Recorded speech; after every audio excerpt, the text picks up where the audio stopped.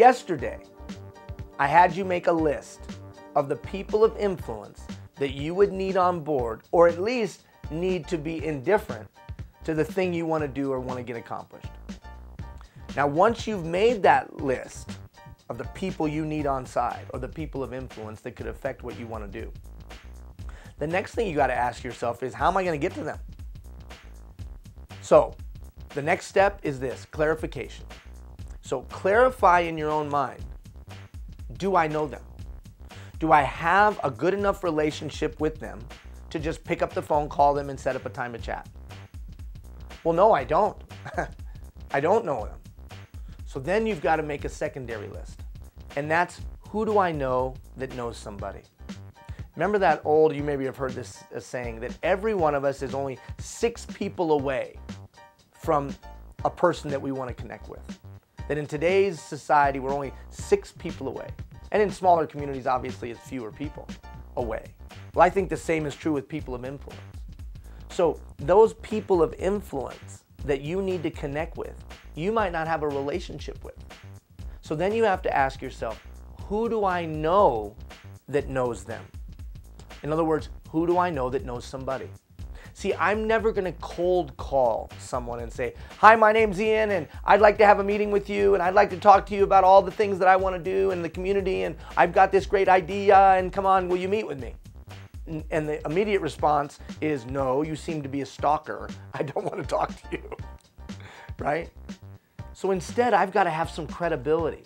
I've got to be able to penetrate, as we talked about the other day, I've got to be able to penetrate all those media impressions. I got to be able to penetrate all of the information that that person of influence is getting hit with every day. The number one way to penetrate it is a relationship. So if you have a relationship with them, then you can approach them.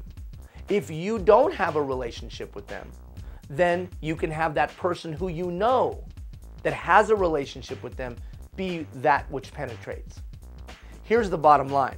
I'm never going to go try to contact them cold. It's going to at least be warm.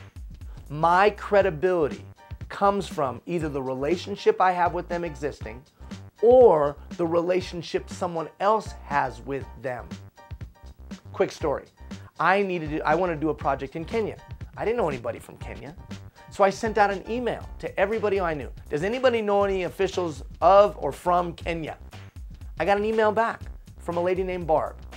And Barb said this: I don't know anybody in Kenya, Ian, but my college roommate is now the ambassador from Canada to Kenya. I was like, really? I need some help. I need to meet somebody from Kenya that's an official from Kenya because I'm doing a project there. Do you know 3 weeks later, I was having breakfast with the ambassador from Kenya to Canada at the Calgary Stampede? How crazy is that? Only because I just asked who I knew who knew somebody, and I was connected. Now, once I have that, once I have my connection, either me directly or through another person, then I'm asking some basic questions. What's this person of influence's communication style? Again, if I don't know it, the person who I know knows it. What's the best way to approach them? Formal, informal. What's the best time to approach them? Are they busy right now, or do I need to wait for them for things to lighten up for them? By asking some of these clarifying questions of myself, because I have a relationship with them, or the person that I know that has a relationship with them, I increase the likelihood of getting the meeting. I increase the likelihood of getting the meeting. So that's where it stands today. What I want you to do is, I want you to take that list of the people of influence, and if I know them directly, say to yourself, what's the best way to approach them? Formal, informal, email, letter, phone call, or just drop by? Where's the best place to approach them? When is the best place to approach them? I don't know them, Ian. Fine. Then identify somebody in your sphere that knows them, or somebody in your sphere that knows somebody that knows them. Remember, I'm never going to them cold. Then I'm asking them those questions. What's their communication style? Fact-based, value-based, and the like we've talked about before. What's the best way to approach them to have a meeting? Can you just send an email and introduce me? or do you need to come along in the meeting with me? And then, where's the best place to have that meeting? When's the best place to have that meeting? So what I'm doing in this approach is I'm working on setting myself up for success. I'm never going in blind. I've identified the people of influence. I've identified my connection to them. I've asked them clarifying questions. Yeah, but how do I get the meeting?